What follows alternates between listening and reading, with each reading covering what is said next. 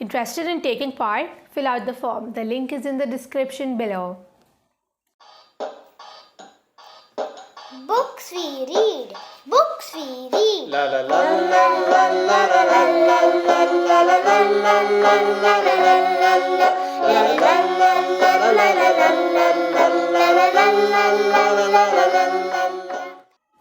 Namaskaram. Welcome to Between the Pages. Today we're joined by Soham Anna, a full-time devoted Hatha Yoga teacher associated with the Isha Foundation. Accompanying him is the literary companion Sadhguru More Than a Life, which is sure to deepen our explorations into the realm of spiritual and holistic living. Let's welcome Soham Anna.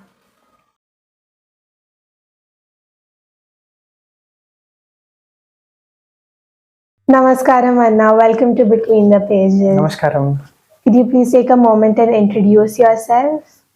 Namaskaram, my name is Soham. I'm a Hatha Yoga teacher from the Isha Foundation.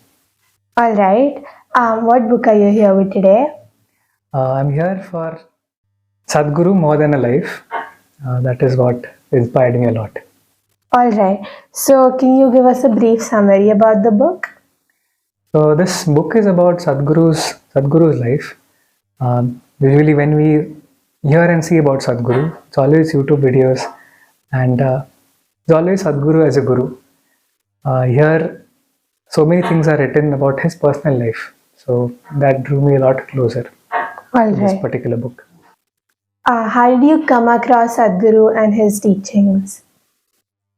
So for me in 2016, I came across a video where Sadhguru is on some television program, and there he sits and he says that okay, you do this, you will get this result. That is how the practices are designed. They are tools. When I heard about that, I just thought that for a person to come on national television and speak these things, he said that if it doesn't work for you, you leave it. Don't again ever see my face. That sort of statement made me more curious, and that is how I got into this. And what drew you to explore this biography? I was an avid reader all throughout my childhood, but mostly it was fiction. After a point, fiction never made sense. I wanted something which made more practical sense in the world. So it went to business books, and then somehow when my journey started, first book was Inner Engineering and second was Sadhguru More Than a Life. So after reading his first book, I thought that okay, this is a person who has more clarity than me, and I thought that I should read more of his work. That is how I came across this book. Alright, and how has reading about Sadhguru's life influenced your perspective on personal growth, spirituality, and well-being? See, with personal growth, there has been a huge shift in the way I was before and the way I am right now. To just tell you how it is, so many things within me has changed. Getting to know Sadhguru better as a person, as a guru, I'm very fortunate that his grace is always there with me in every step that I take. But as a person, this book sort of showed me how personally he lived his life 20 years ago, how he started the idea of Dhyana Linga, and how that idea came forth in this lifetime of his. So this was a big revelation for me and a wonderful read. The Sadhguru for me has changed so many things. The kind of person I was before and the kind of person I am right now. There is so many changes in that. For me, I was a very logical person who had a small square of logic, and he tried to fit the world in that. I quickly realized that life does not work like that. And by reading this book, I came across so many things. There were so many limitations within me that broke. And it's been a wonderful journey. Okay. Are there any specific quotes or passages in the book that resonated with you the most? So I came across this quote where he says that if you drop your fruits willingly, the stones can be minimized. I couldn't understand what he's trying to say initially. As I read the book more, as I read his passage more, what he was trying to say, uh, it sort of went very deep within myself. There is one, I am not able to say it verbatim right now, but it was something regarding, he says that uh, for a long time, I have been on the peaks. Now it is the time to graze the valleys of life. So, um, just the way he said it and the way he puts it, there is so much depth in what he says. Oh, that sounds beautiful as well. All right. The book covers a formation of Isha Foundation. What are your thoughts on the foundation's work and its impact on individuals? Uh, I don't know about other people, but the way it impacted me was from being a person who was very limited in everything that he did. Uh, it's limitation on every aspect of your life. If I'm laughing, there is this much laughter. If I'm dancing, there is this much dance. I just felt I was handicapped in every single aspect of my life, and somehow it was not trying to blossom. Um, this kind of feeling is very deep within oneself, and for me, it just came in front of me. It's so when I read Sadhguru's books, when I watch his videos, I often feel that it's not what he's saying; it is the way he is. The way he is draws me much more closer to him. Sadhguru always says one thing. He says that if um, the way you hold yourself is the way people will also hold you within themselves. So he's a living example of that, and for me, it's changed everything. Um, See, Isha Foundation, I'm a very small person to talk about this, but I can share how it impacted me as a person. Um, I was a person who was too much logical. Um there is logic in every aspect of my life. Because of that, I never understood how much handicapped I have become in certain aspect how I live. So when Sadhguru came, initially it's a very uncomfortable feeling when you watch his videos, read his books. Everything that you don't want, he's talking about that. So initially it was a struggle within myself.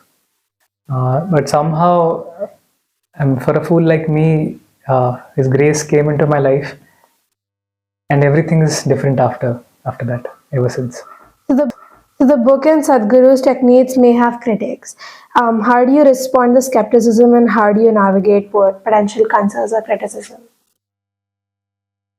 To be honest, I was one of the critics because for me, in my logical head, somebody with a long beard and sitting there and speaking things as if he knows everything. For me, that was something which I could never comprehend, never understood that the clarity that he has is something much more than what I do. So I was one of the critics before. I used to tell people that these kind of people, all they want is money. And again, around the word guru, there were so many things going on during that time. So for me, I was a skeptic. I was a critic. But I saw his program. I saw some video on YouTube where he just came and said one thing. Um, yeah, he said that. See, what we are offering is this. You do this. If it works, keep it on. If it doesn't work, don't ever see my face. When I heard that, I just thought that for a person to come on television and speak all of these things, he might be knowing something. That was the first time when curiosity came within me. And that is how I started. Yes. All right. And What were the most significant insights you gained from Sadhguru's life depicted in the book?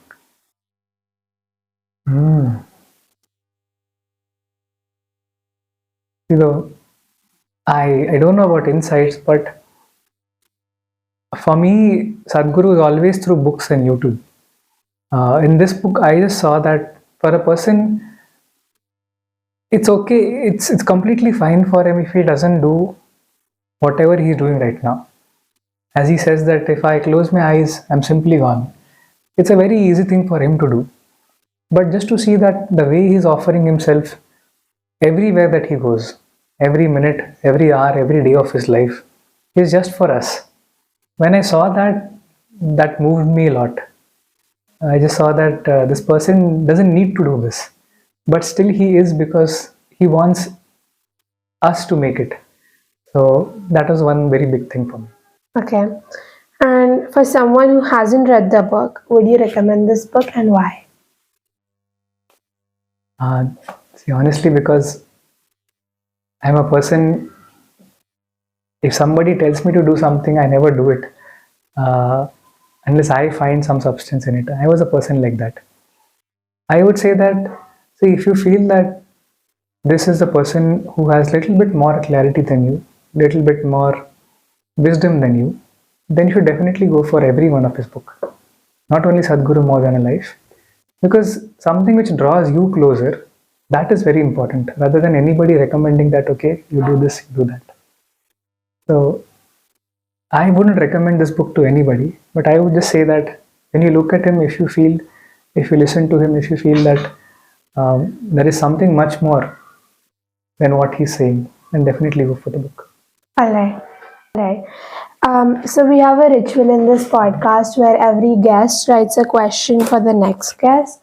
So I have a question for you from Rupal Auntie.